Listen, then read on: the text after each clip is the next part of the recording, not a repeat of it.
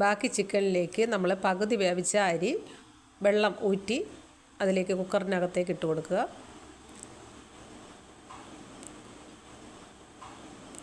പകുതി വെന്ത ചോറ് മാത്രം ഊറ്റിയിട്ട് കൊടുക്കണം. അതിലേക്ക് നമ്മൾ വെച്ചിരുന്ന മല്ലിയിലയും ഒരു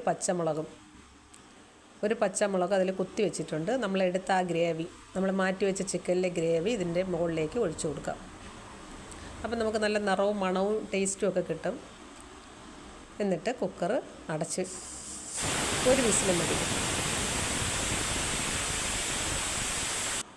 വിസിൽ കേട്ടു. ചൂടാറിയിട്ട് നമ്മളത് പാത്രത്തിലേക്ക് മാറ്റുകയാണ്. എന്താ ഭംഗി, എന്താ മണം!